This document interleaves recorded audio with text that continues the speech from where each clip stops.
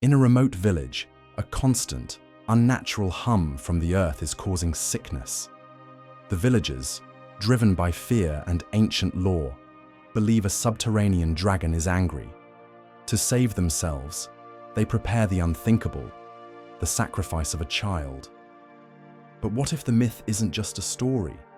What if the dragon's poisonous breath is real, but not in the way they believe? For one disgraced scientist, the truth is buried deep in the earth, and the clock is ticking to stop a tragedy. The projector fan whirred, a lonely sound in the cavernous lecture hall. It was a space built for 400, but tonight it held 12. Dr. Ren Ishikawa stood at the podium, a ghost haunting the scene of a crime he was still being punished for. On the massive screen behind him, a complex graph glowed, a chaotic scribble of lines, representing the seismic precursors to the Tohoku earthquake. To the uninitiated, it was noise. To Ren, it was the language of his failure, a language he had sworn to master. "As you can see," he said, his voice flat, devoid of the passion he once had, the P-wave deceleration was within expected parameters for the subduction zone. The models, the orthodox models, indicated a magnitude of 8.1, perhaps 8.2. He clicked to the next slide, a dizzying array of equations. The fault lay not in the data, but in its interpretation. My interpretation. He didn't need to name it. Everyone in their small world knew it as the Sendai incident. His name was inextricably linked to it. He had argued for a different reading of the data, a radical interpretation that suggested a cascading failure along the fault line, a quake of unprecedented scale. His theory was dismissed as unorthodox, alarmist. He was overruled. The official evacuation warnings went out based on the orthodox models. And when the magnitude 9.1 quake hit, when the tsunami that followed erased entire towns from the map, the official report needed a scapegoat. They found one in the arrogant young seismologist, whose radical theories, they claimed, had sowed confusion and delayed a unified response. He was a pariah now, relegated to guest lectures for half-empty rooms and low-level consultancy work that paid the bills but starved his soul. He had learned his lesson. There was no room for intuition in his field, no space for the elegant leap of insight.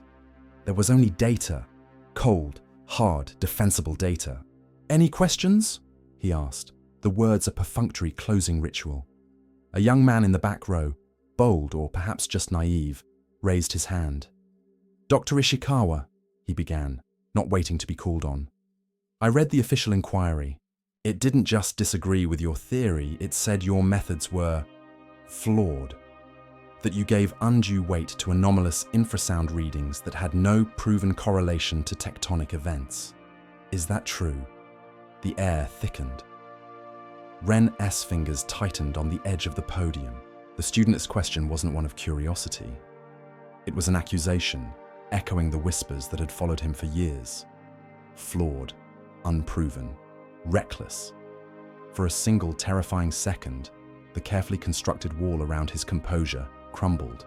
His eyes, normally just weary, flashed with a haunted, defensive fire. He forced his knuckles to relax. He cleared his throat. "Certain geological formations," he said, his voice dangerously quiet, "exhibit behaviors that fall outside our current understanding. The infrasound data was an anomaly. Anomalies, by their nature, lack established correlation. To ignore them is unscientific. To give them undue weight is unwise."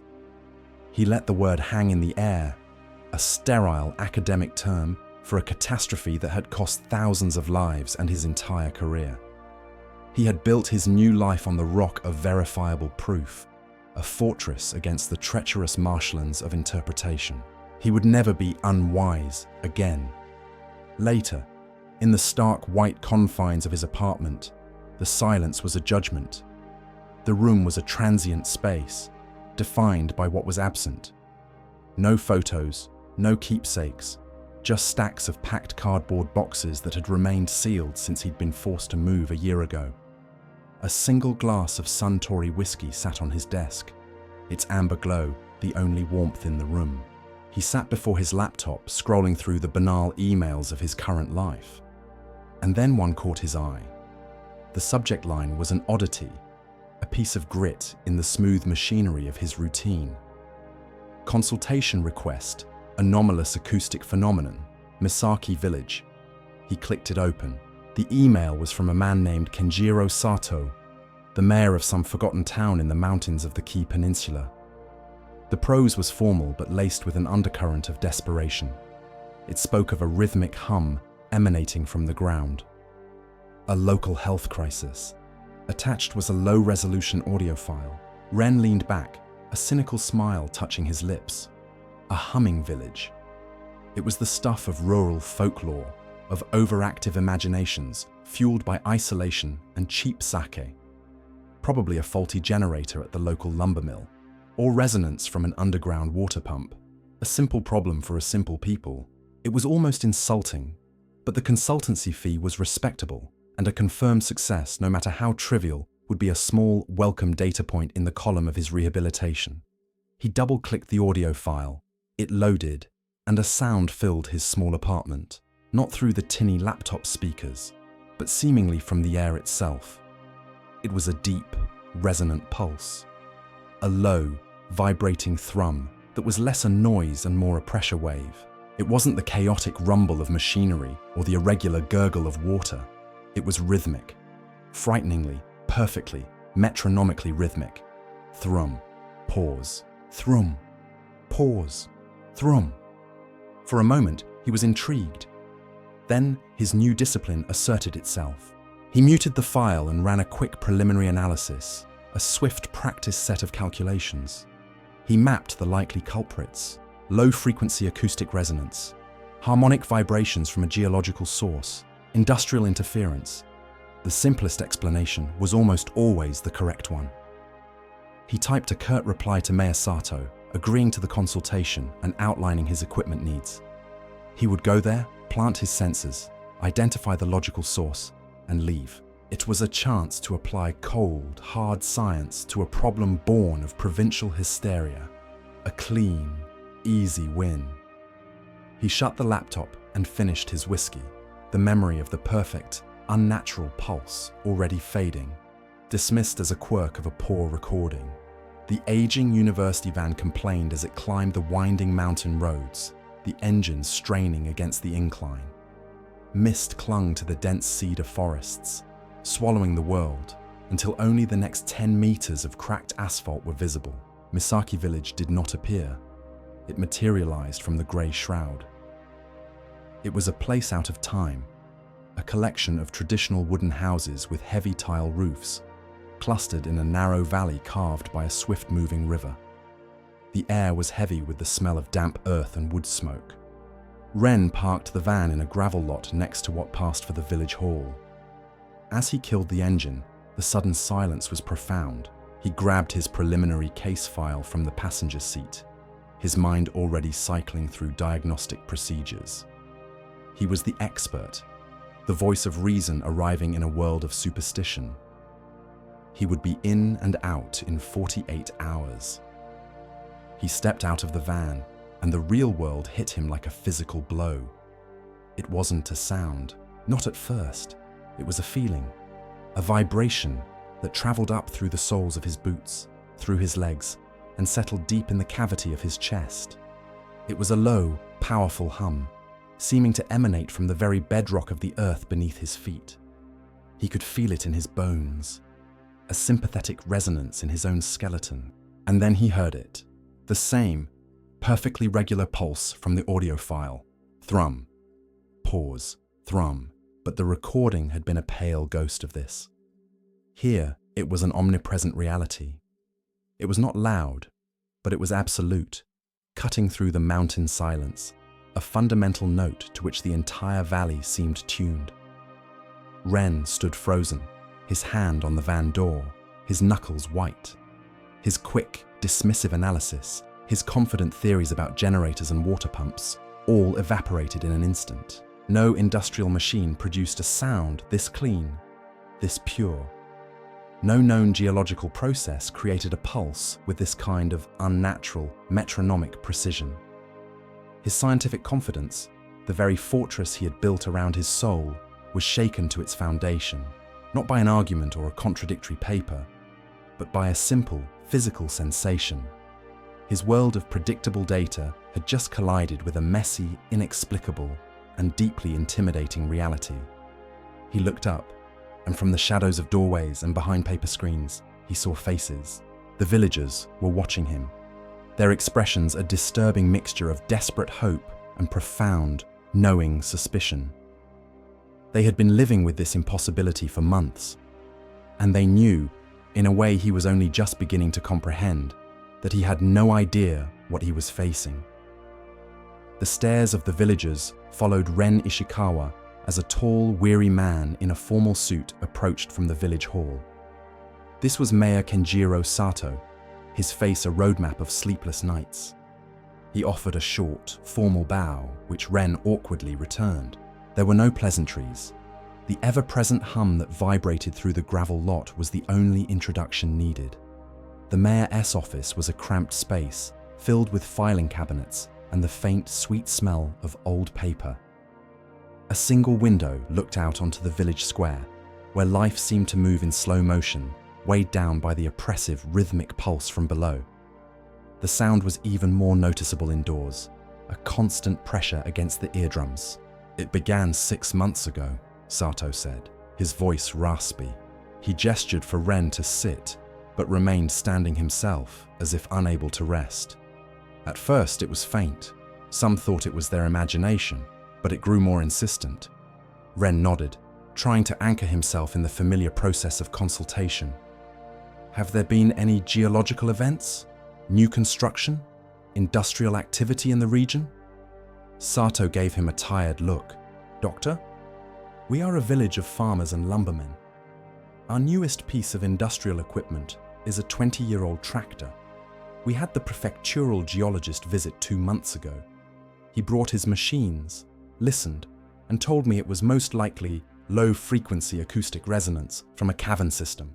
He said it was harmless." The mayor walked to a locked filing cabinet and opened it with a small key. He was wrong. He pulled out a thick manila folder and placed it on the desk between them. He didn't push it toward Ren, but let it sit there, a toxic object contaminating the room. Ren knew with a sinking certainty what he would find inside. He reached out and opened it. The photographs were clinical, medical, and utterly heartbreaking. They were images of newborns, babies no more than a few months old. Each one bore a defect, a spinal curvature, a malformation of the limbs, an unnerving symmetry in the eyes that was subtly, horrifyingly wrong. The data was irrefutable. 12 births in the last 6 months, and every single one was a tragedy. "The hum," Ren said, his voice barely a whisper. "You believe it's connected."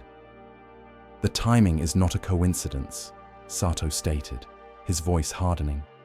"It is a cause, or it is an omen. Either way, it is here. I have brought you here, Doctor, because I believe in process, in evidence. I need an answer that is not based on fear." He paused, looking out the window toward a hill where the roof of an ancient shrine was visible through the trees. "But fear is a powerful force. And others in this village, they offer a different kind of answer." "An alternative explanation?" Ren asked, closing the folder.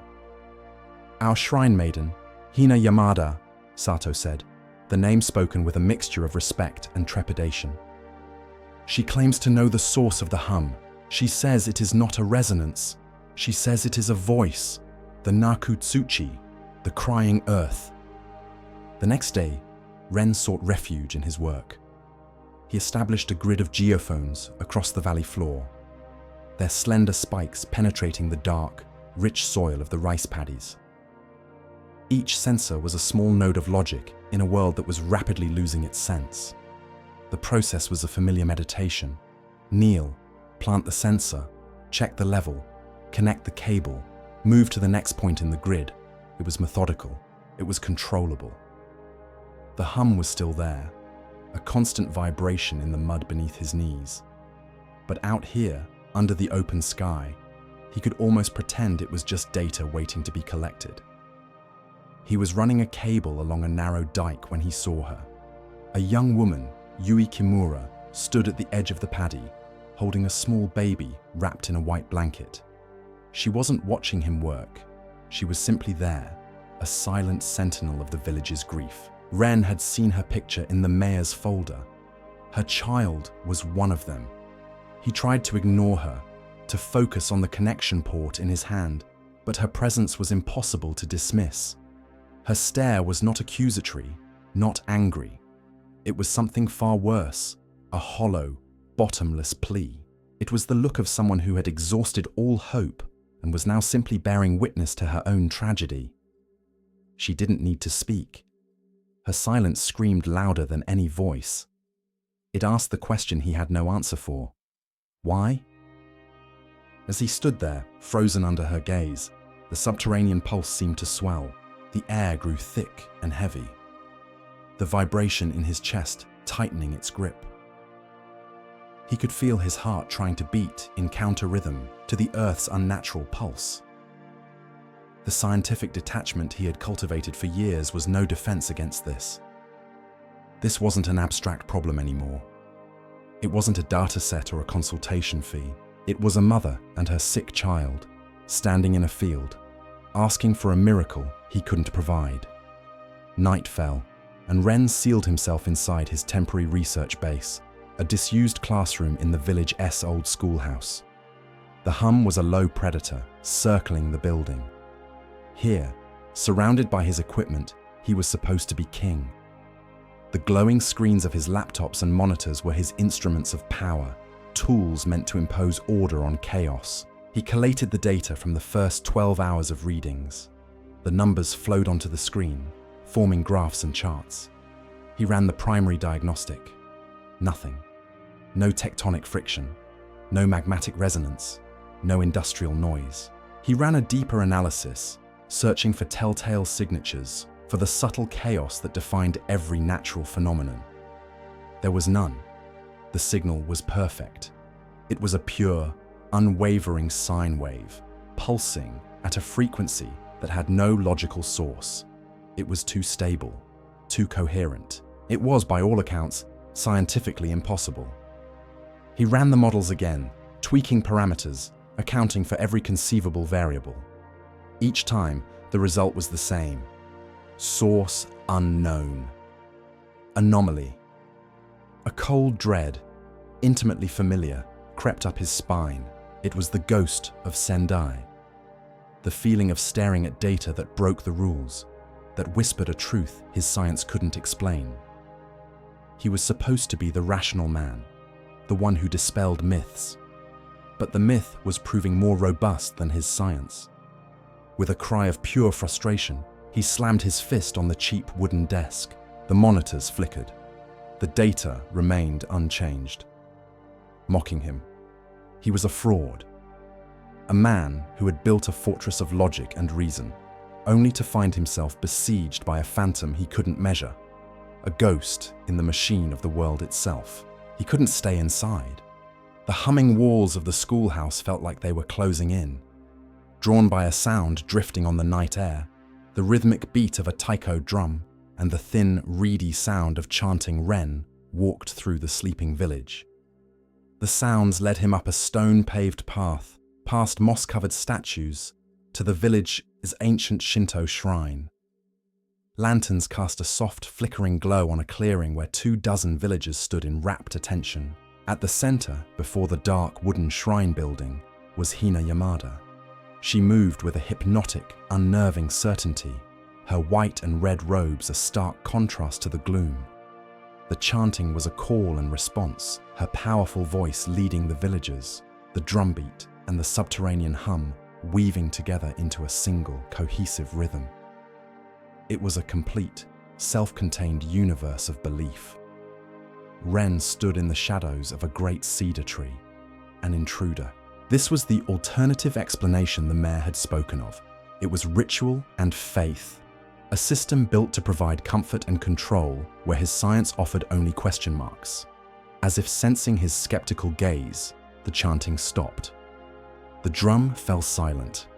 In the sudden quiet, the Naku-Tsuchi seemed to roar. Hina turned her head, her eyes dark and luminous in the lantern light, finding him instantly in the shadows. There was no surprise in her expression, only an ancient and profound certainty. She took a step toward him, and the villagers parted to let her pass. She stopped a few feet away, her presence so intense it felt like a physical force. "You," she said, her voice not loud, but carrying with absolute clarity over the ever-present hum. "The man from the city, with your machines that listen to the rock and the dirt." Ren felt a defensive bristle. "I'm trying to find the source of the—" "You will find nothing," she interrupted, her voice unwavering, "because you are deaf. You think the earth is a machine to be diagnosed, a thing that is broken." She took another step, her eyes burning with an unshakable conviction that chilled Ren to the bone. "Your machines are useless because you are trying to measure a soul. The earth is not broken, Doctor. It is crying. And you are listening for the wrong thing." Hina Yamada's words echoed in the oppressive silence of the schoolhouse classroom. "You are deaf to it." The phrase circled in Ren's mind, a mocking counter-rhythm to the constant low thrum from the earth. He had come to Misaki armed with the full arsenal of modern seismology, convinced he could dissect this mystery, label its components, and file it away as a solved problem. Instead, he had been dismissed as a deaf man trying to appreciate music. He stared at the screen, at the clean, impossible sine wave of the hum. His methods had failed. His instruments had only confirmed the mystery, not explained it. He was a cartographer standing at the edge of a map, faced with a vast, uncharted territory marked only with the phrase, "Here be dragons." Frustration and a flicker of something else, a desperate, unscientific curiosity drove him. If he couldn't find the source of the sound, perhaps he could understand its structure. He pulled up a different software suite, one he hadn't used in years. It was a program for spectral analysis, designed to break down complex audio signals into their constituent frequencies and display them as a visual waveform, a spectrogram. He fed the live signal from the geophones into the program.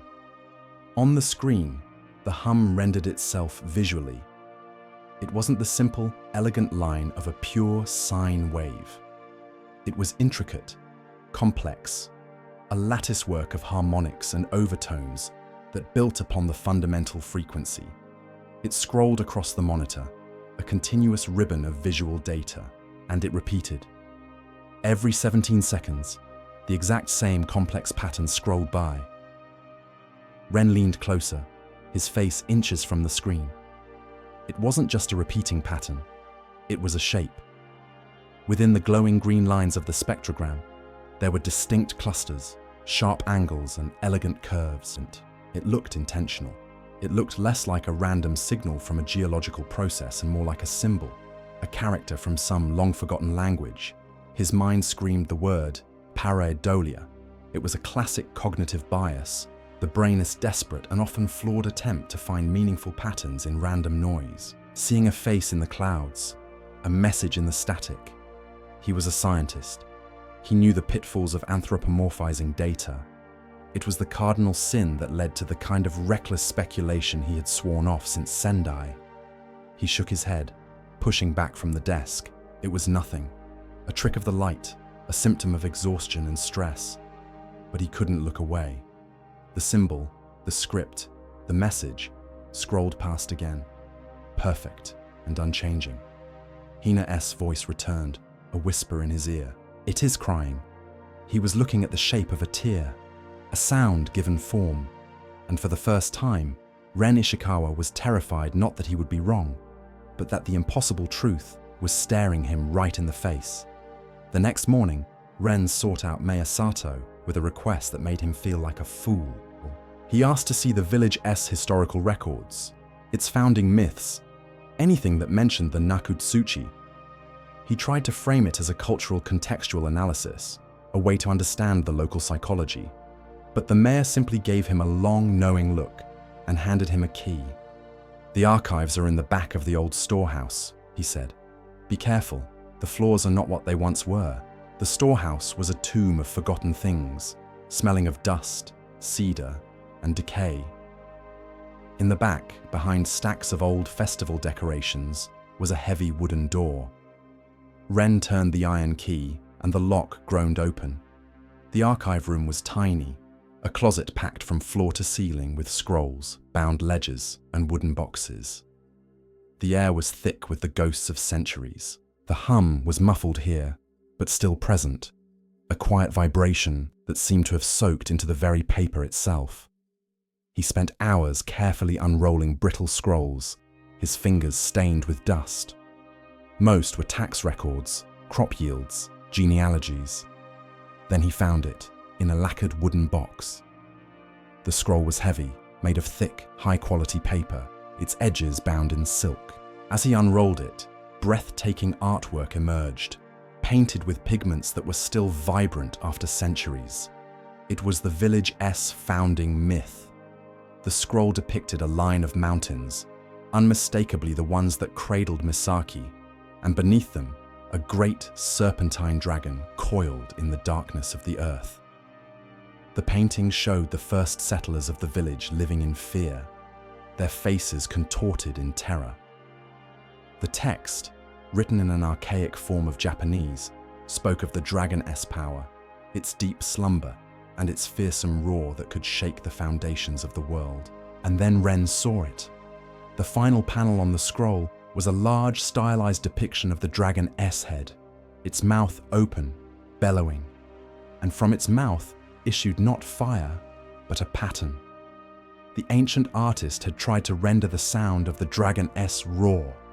It was a flowing, symbolic waveform, a series of interconnected shapes meant to convey a great and terrible noise. A cold shock, electric and absolute, coursed through Ren's body.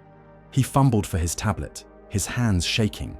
He pulled up the image he had saved from the spectrometer the night before the impossible, repeating symbol hidden in the hum. He held the tablet up next to the ancient scroll.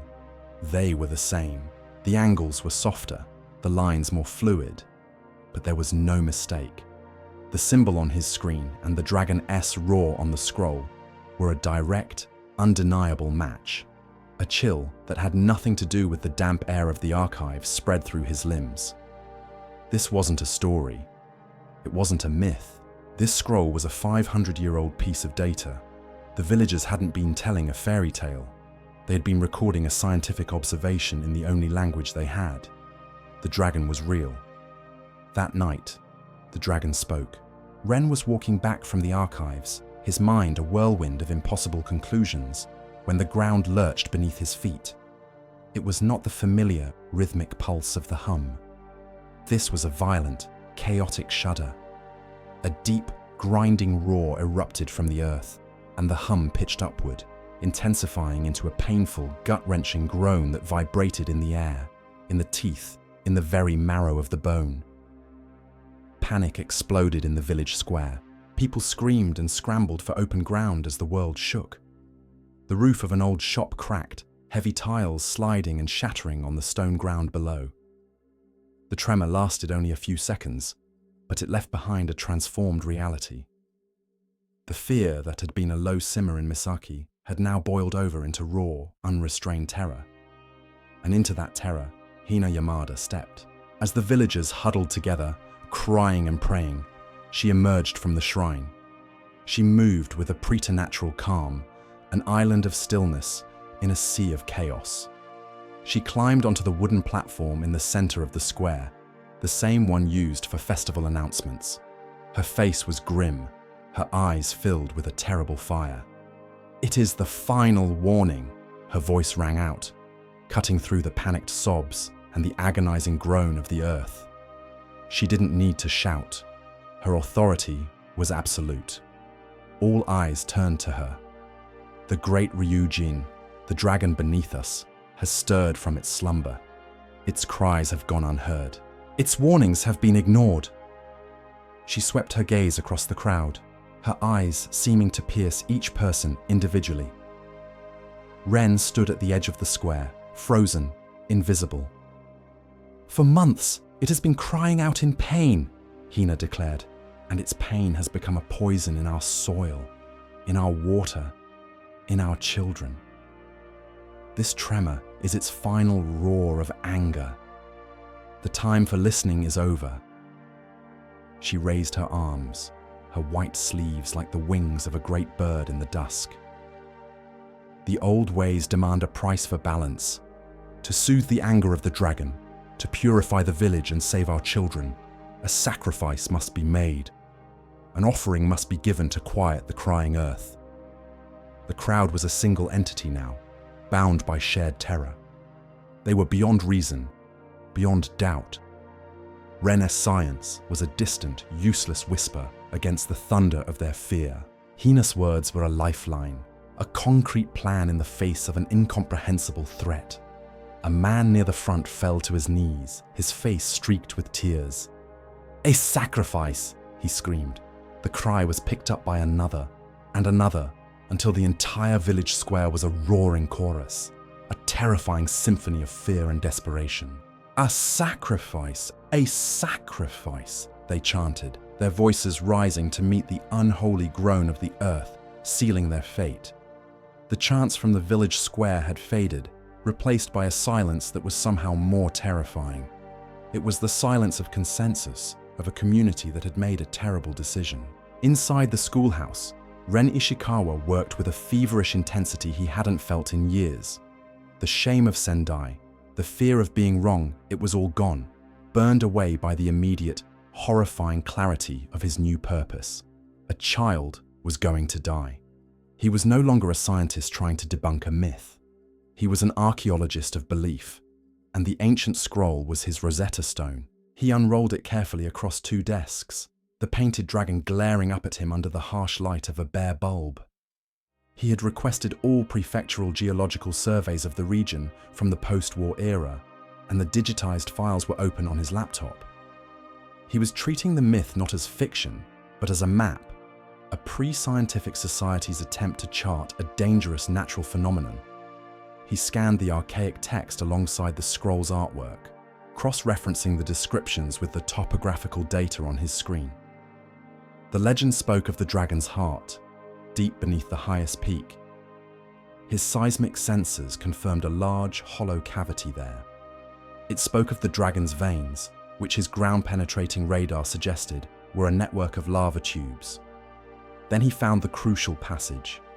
It described a place on the northern slope of the mountain, a shallow cave from which the earth always steamed, even in the deepest winter. A place the ancestors called Ryujin no Nodo, the dragon's throat. His eyes flew across the geological surveys. He was looking for anomalies, for footnotes, for anything out of the ordinary on the northern slope. His finger traced the contour lines on a survey from 1958. And there it was. A small, handwritten annotation next to a symbol for a mine entrance. Misaki Cobalt Mine, it read.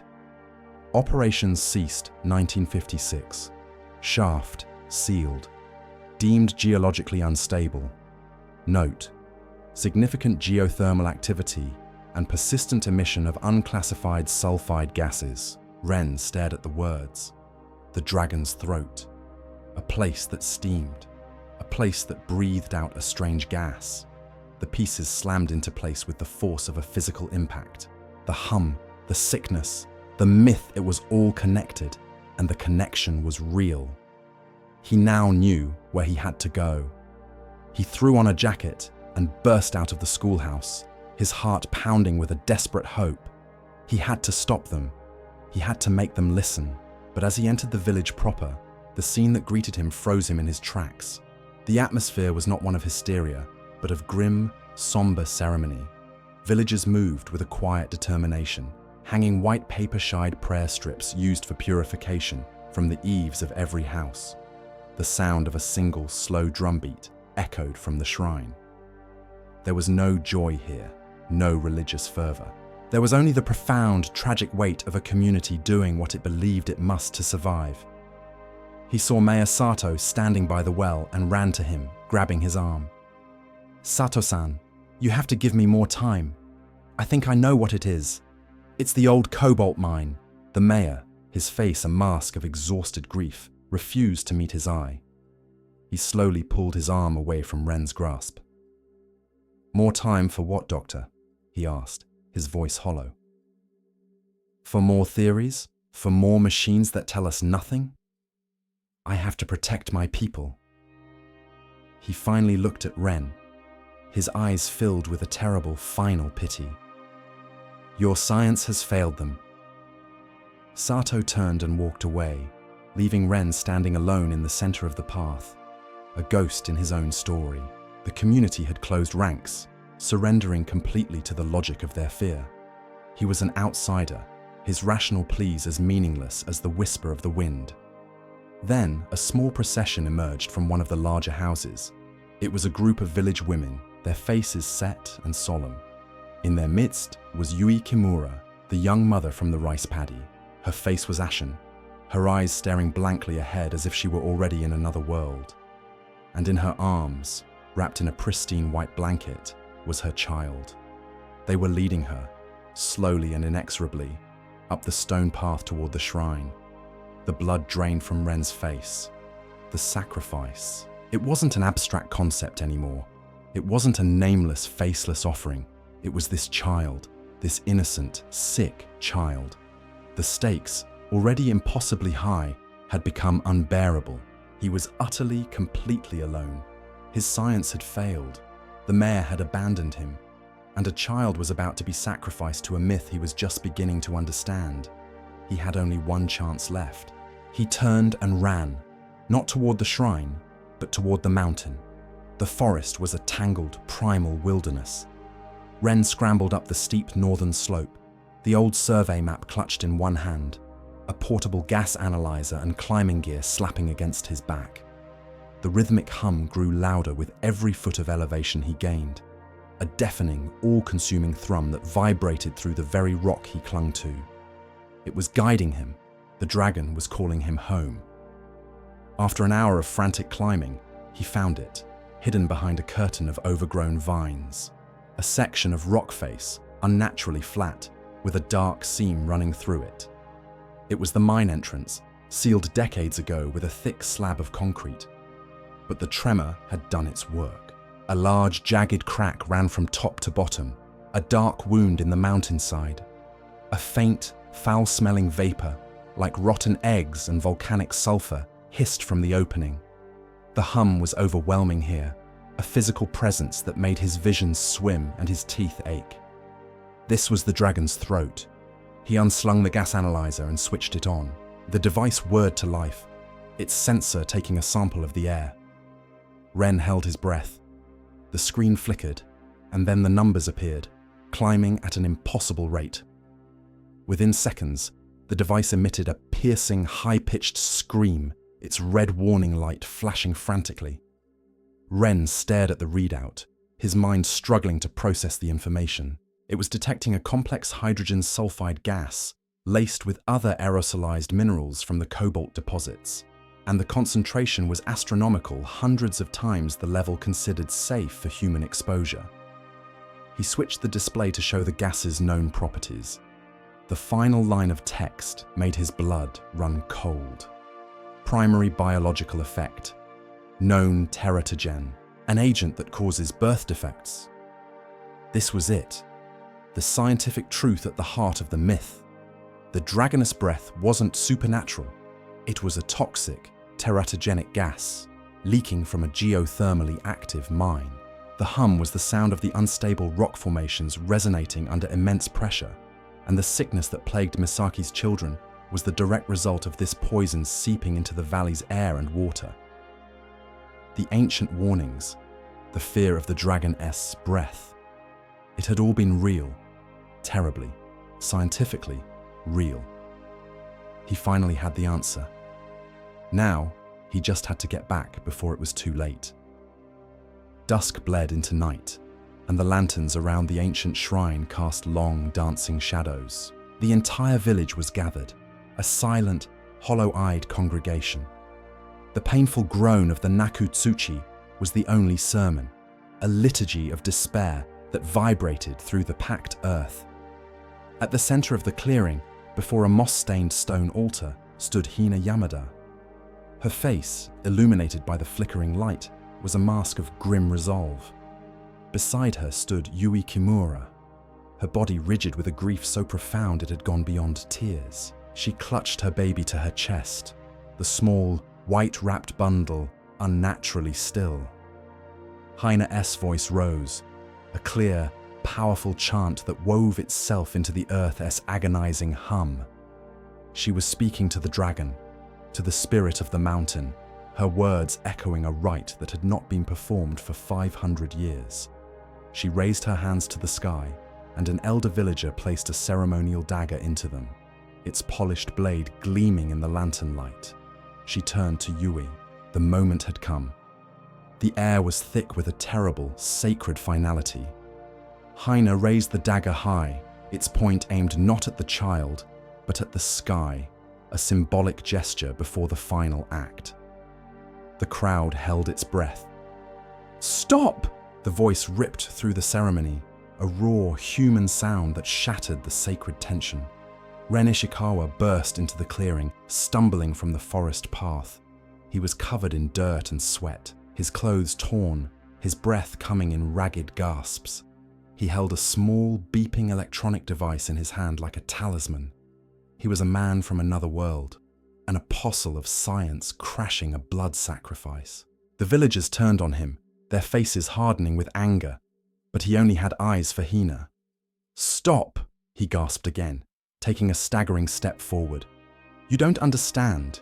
You're getting it wrong." Hina lowered the dagger slightly, her eyes blazing with cold fury. "You have no place here, outsider. The dragon demands its price." "No!" Ren shouted, finding his strength. He held up the screaming gas analyzer for all to see.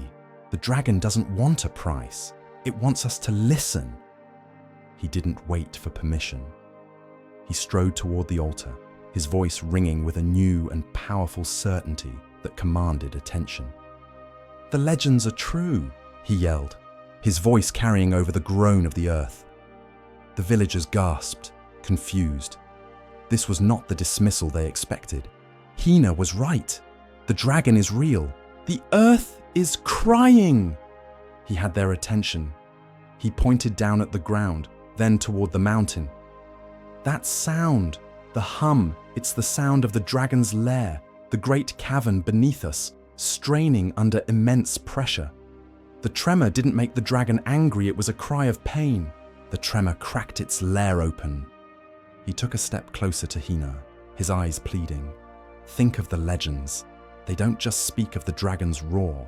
They speak of its breath, a poisonous breath that brought sickness. For months, that breath has been leaking out, poisoning your water, your soil. That is the sickness affecting your children." He gestured with the analyzer, its piercing shriek a constant counterpoint to his words. "This machine, it can smell the dragon-S breath. It is a poison, a real physical poison." He turned to the crowd, his voice softening, filled with a desperate urgency. "Don't you see? The ancestors weren't fools. They knew this place was dangerous. They created a story, a warning, so that no one would ever forget. The story became a myth, but the warning was always real." He looked at Hina, his eyes locking with hers. "A sacrifice isn't an offering to appease its anger. That's a misinterpretation. The myth is a warning. The crying, the poisoned breath, it is the dragon telling us that it is sick, that its home is breaking. It's asking for help." Hina stared at him, her entire worldview challenged not by an attack, but by a validation she never expected. The rigid certainty in her face began to crack, replaced by a flicker of doubt. The logic was sound, and it resonated with the deepest truths of her own faith, that the spirits of nature were to be listened to, not just placated. Ren saw the doubt. He knew he had one final piece of proof. He walked slowly toward the stone altar, holding the gas analyzer out in front of him. As he moved, the steady shriek of the alarm began to change, the pitch climbing higher and higher until it was an unbearable, frantic scream. He knelt and held the device over a tiny, almost invisible fissure in the rock at the base of the altar, a crack that went deep into the earth. "The breath is strongest here," he said. his voice quiet but clear. "It's leaking from the ground, right here in your most sacred place." It was tangible proof, undeniable, a direct, measurable link between the modern scientific reading and the ancient, holy site. Hina looked from the screaming device in Ren's hand to the stone altar her ancestors had built, and she finally understood. They had built their shrine here for a reason. It was not just a place of worship, but a monitoring station, a place to listen. Her grip on the ceremonial dagger loosened. She looked at Yui's baby, its small face peaceful in sleep, oblivious to the drama of its own survival. She looked out at her people, their faces a mixture of fear, confusion, and dawning hope. They had trusted her to lead them, to interpret the will of the dragon, and she saw now that her interpretation, born of fear and tradition, had been wrong. This outsider, this man of science, had honored their beliefs more than she had, because he had taken the time to truly listen. With a slow, deliberate movement, Hina Yamada lowered her arm. The dagger clattered onto the stone altar. The sound was a thunderclap in the sudden silence. She took a deep breath and turned to her people. Her voice once again filled with its natural authority, but softened now with humility and awe. "The dragon has spoken," she declared, her voice resonating with a new truth. "It has spoken through this man. The warning has been heard. There will be no sacrifice."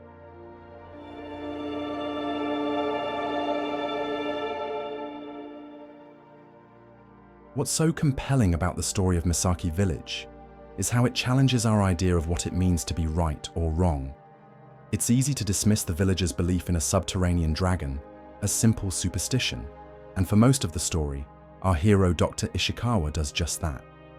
But the final revelation is that the myth wasn't wrong at all. It was just speaking a different language. The ancestors who created the story of the dragon knew the ground was dangerous. They knew the air was poison. How do you pass that vital warning down through centuries? You don't write a paper on geology. You create a powerful, unforgettable story about a sleeping dragon with poisonous breath. The story is a survival tool. The flaw wasn't in the myth itself, but in its interpretation, an interpretation twisted by fear into a call for sacrifice. Dr. Ishikawa's ultimate triumph wasn't in disproving the dragon. It was in learning to read the story correctly. He didn't destroy their belief. He completed it with new data, proving their ancestors were brilliant observers. It shows that sometimes the truth isn't a battle between science and myth, but a translation between them. It makes you wonder how much real-world wisdom might be encoded in old stories we've long dismissed as superstition.